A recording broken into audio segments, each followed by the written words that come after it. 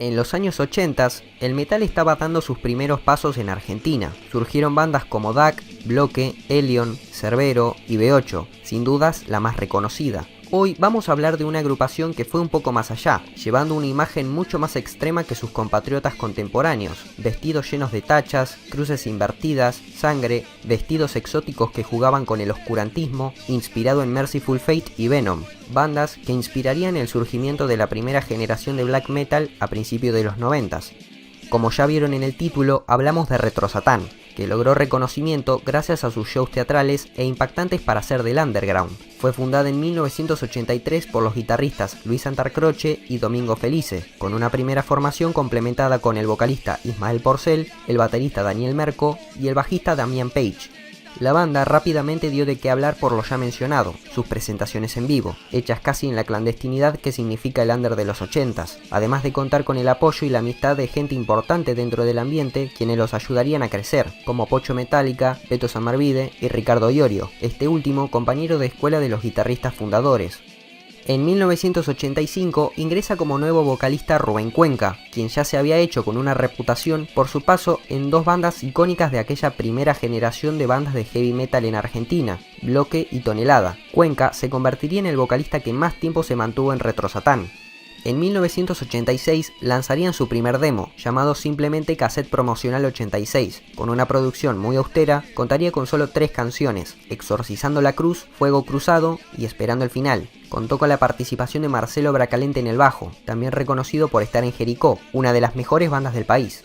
1987 sería un año muy importante. Uno de sus fundadores, Luis Santarcroce, se desvincula de la banda, aunque en buenos términos con los demás músicos, con los que sigue teniendo una buena relación a diferencia de lo que pasa con otras bandas. En su reemplazo ingresaría Gustavo Fernández como nuevo guitarrista. En aquel año tendrían uno de sus recitales más memorables, ya que se convertirían en una de las primeras bandas argentinas de metal en tocar en el exterior. Se presentaron en la tercera edición del Festival de Heavy Metal Sudamericano que se hizo en Chile, tocando junto a los chilenos Masacre y a los brasileños Vulcano.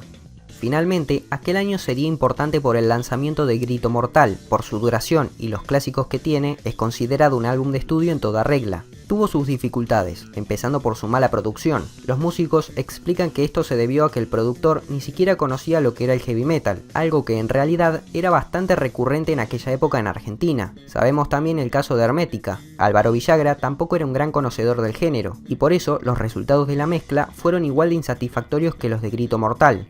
En sus letras hacen alusión múltiples veces a Satanás, razón por la cual, junto a su puesta en escena tan extrema, serían señalados como una banda satánica. Aún así, los músicos explicaron que en realidad las letras también hablaban de problemas sociales de su contexto, como la represión militar, refiriéndose a ellos con eufemismos y representándolos con Satanás para evitar una posible censura o cosas incluso peores. Aún así, y a pesar de que por las temáticas de las canciones uno pueda asociarlo con el black metal, cosa que sería un error porque este subgénero recién se constituye como tal en los años 90 con la generación de bandas noruegas, la música nos muestra la verdadera cara de Retro Satán, y es que se trata de una banda que está más apegada al metal más tradicional y clásico de la New Wave of British Heavy Metal, aunque sí es verdad que para la época resulta difícil escuchar bandas argentinas que hicieran riffs tan veloces como estos.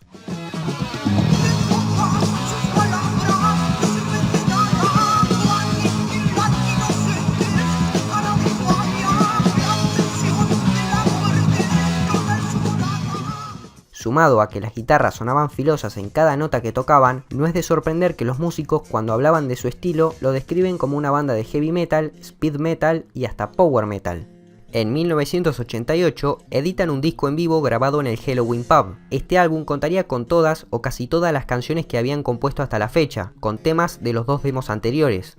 En 1989 realizarían otro de sus shows más importantes, en donde compartirían escenario con bandas de distintos países y serían promocionados como el primer festival de heavy metal sudamericano hecho en Buenos Aires, donde volverían a tocar junto a los chilenos Masacre y a los uruguayos Albacast.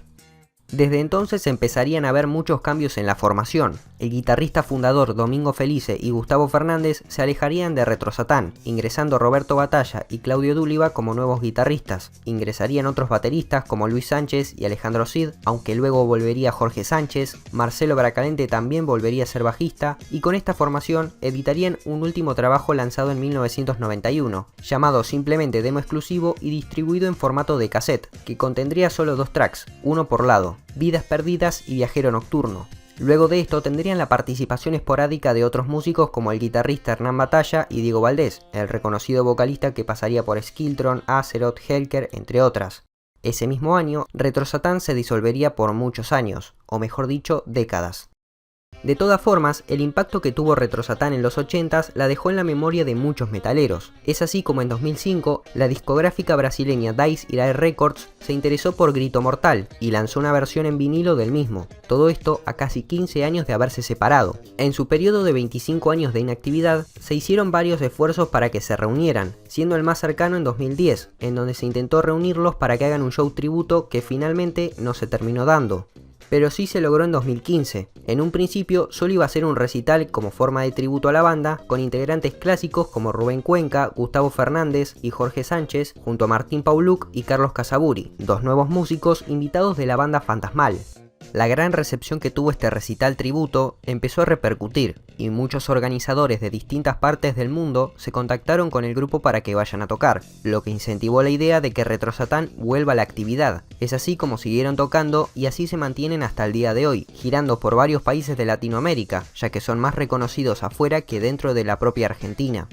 Desde 2019, la banda está conformada por Rubén Cuenca en voz, Fernández y Dúliva en las guitarras, Jorge Sánchez en la batería y Leandro Galeano en el bajo, sin ningún cambio en el medio hasta la actualidad, más allá de alguna participación esporádica de algún integrante clásico como Domingo Felice o Marcelo Bracalente en 2015 y Damián Page en 2019. Hablando de ese año, aquel sería el lanzamiento de su disco compilatorio titulado Invocación de la Muerte, que se compone de 5 canciones clásicas de Grito Mortal y 3 canciones grabadas en vivo en el City Bar.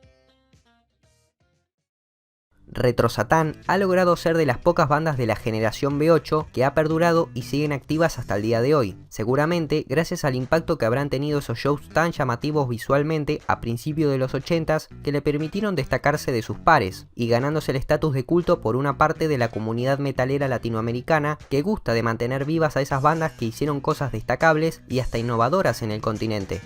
Es así como incluso Grito Mortal llegó a estar mencionada por la Rolling Stones como uno de los 40 discos fundamentales del metal argentino en el año 2020.